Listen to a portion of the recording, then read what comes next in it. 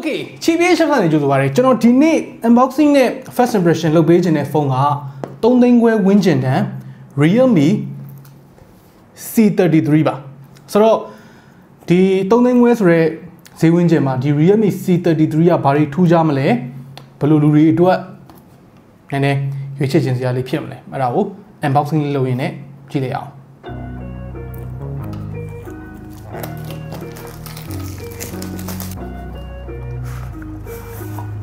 Okay, so unboxing လုပ်နေရင်ねဒီ realme ရဲ့ C series အကြောင်းပြောအောင် realme C series ဆိုမှတော့အကုန်လုံးပဲသိတဲ့အတိုင်းပဲဒါ entry level budget version ပေါ့နော် budget level ဖုန်းတွေကိုထုတ်တာ3သိန်းခွဲဝန်းကျင်ဒီကောက်မှာ RAM က 4GB ROM က 64GB ပါမယ်ဆိုတော့သူ့ရဲ့ဘူးထဲမှာဒီကောင် type C တော့မဟုတ်သေးဘူး micro USB ပဲရှိအောင်ပေါ့နော် micro USB 10W charger လေးထည့်ပေးထားတယ်ဆိုတော့ဒါတော့သူတို့ရဲ့ quick guide important information မ important မဟုတ် Okay ဆိုတော့ဖုန်းလေးကိုကြည့်အောင် Damn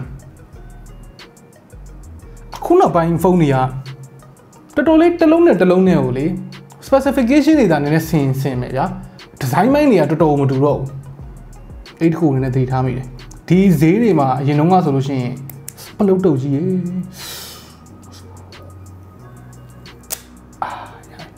ဒီဈေးတွေမှာအရင်တုန်းကဆိုလို့ရှိရင်တစ်ခါလာလဲဒီပုံစံတစ်ခါလာလဲဒီပုံစံဒီပလတ်စတစ်နောက်ကျောဒီကော်ကျွတ်ပုံစံအဲ့ပုံစံကြီးတွေပဲတွေ့ရတာပေါ့နော်အခုကတော့အဲ့လိုမဟုတ်တော့ဘူးတော်တော်လေး minimalist ဖြစ်တယ်တော်တော်လေးမိုက်တယ်ဆိုတော့အနောက်မှာကင်မရာဘတ်နှစ်ခုပါတယ်ကင်မရာတစ်လုံးစီပါတယ်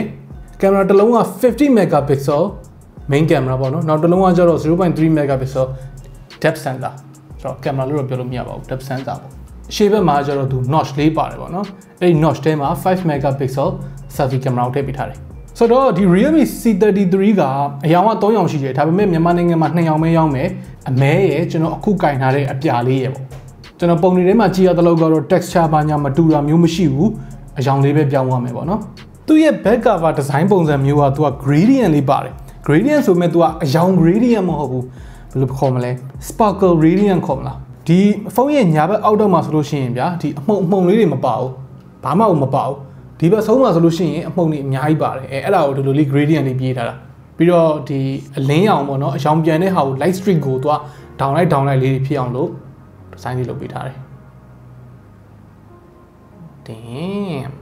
တော့ဘေးဘက်တွေကဒီ2022 entry level တွေပဲဖြစ်ဖြစ် mid range တွေပဲဖြစ်ဖြစ် flagship တချို့ပဲဖြစ်ဖြစ်ပေါ့နော်အဲ့ဒီမှာတွေ့ရတဲ့ဒီဘေးပေါင်ကိုအပြားပုံစံမျိုးတွေနဲ့ matte finish နဲ့ကလုတ်တွေနှိပ်ရတာအဆင်ပြေတယ်နည်းနည်းလေးတော့ spongy ဖြစ်တယ်ဘေးဘက်မှာ power button နဲ့အတူတူ fingerprint ပေါ့နော် side mounted fingerprint တွေ့ရမယ်အောက်ဘက်မှာ speaker ရယ် mic ရယ် 3.5mm jack ရယ် micro USB ရယ်micro USB ဖြစ်နေတာလွယ်လို့ရှိရင်တော့ဒီ design တွေ build quality တွေကပြောစရာမရှိဘူးတောင်းတင်းကြစ်လေးရှိတယ်ဖုန်းရဲ့ဘယ်ဘက်အပေါ်ဘက်နားမှာ SIM tray ကိုတွေ့ရမယ်ဆိုတော့ဒီဖုန်းမှာ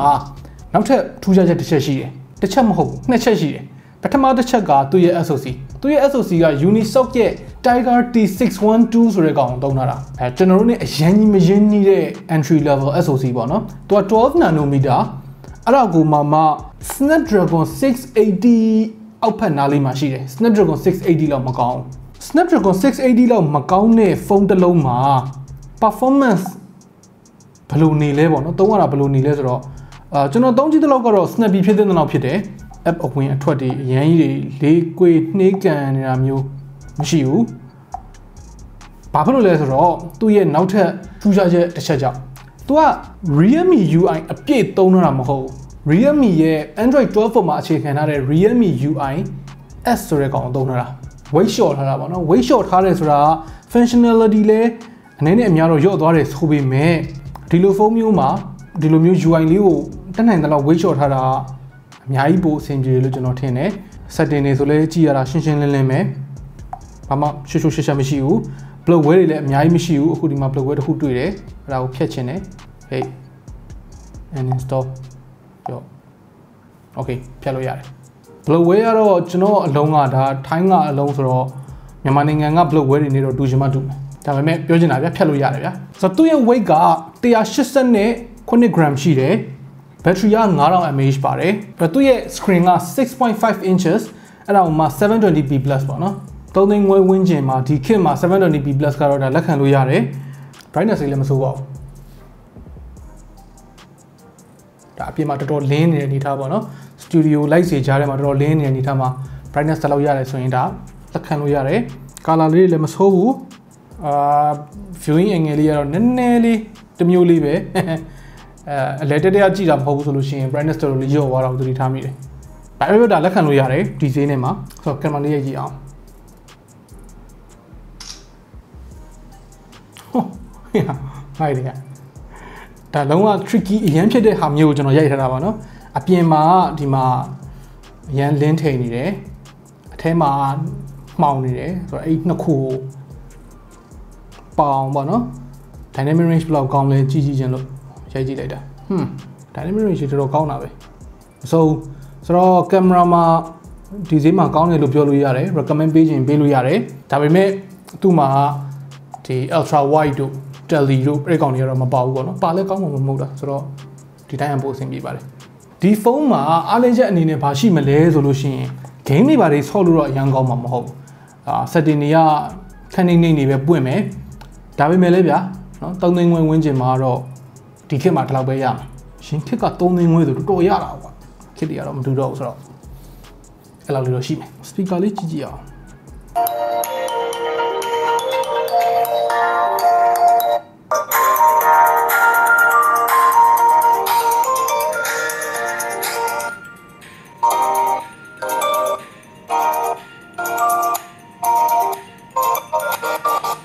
ဆိုတော့